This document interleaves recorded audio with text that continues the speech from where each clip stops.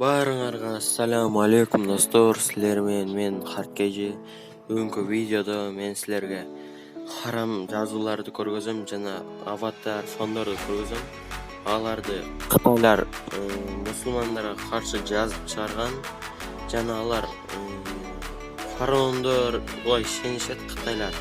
Ошондуктан мен силерге мен көргөзгөн нерселерди такууну сунуштайм. Мисалы бул жерде год свинья деп турат. Ал эми чочко мусулмандар үчүн харам. Ал бул фондо Даджалдын көзү турат. Эгер силер Даджал жөнүндө билбесеңер, мен описанияга видеонун ссылкасын коюп коем. Кененирээк түшүнүп биле аласыңар. Твоя кровь меня вдохновляет. Анын кыргызча которулушу сенин каның мени шаттандырат. Склонись или умри. Бул жерде баши же өл деп турат. Биз Аллахтан башка эч кимге баш ийбейбиз. Я подожду мир. Мен дүйнөнү өрттөйм.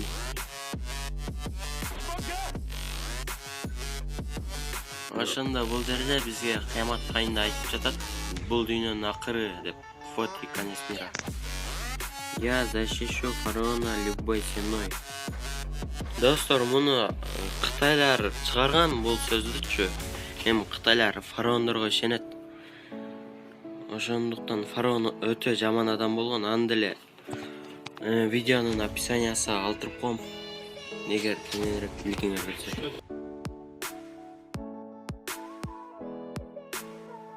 Готовься к концу света. Кыямат кайынга даярдан деп турат жана оружиянын ичин карасаңар сүрөтүн.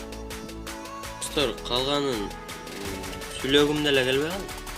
Атеисттердин сөздөрүн которо берип тажап кеттим. Ошондуктан өзүңөр окуп түшүнүп аласыңар калган. Давайте бул видеого лайктан баскыла, подписаться кнопкасын деле басып кеткиле. Силер үчүн 2 секунд нерсе. Давайте силер менен Харкежи, давайте.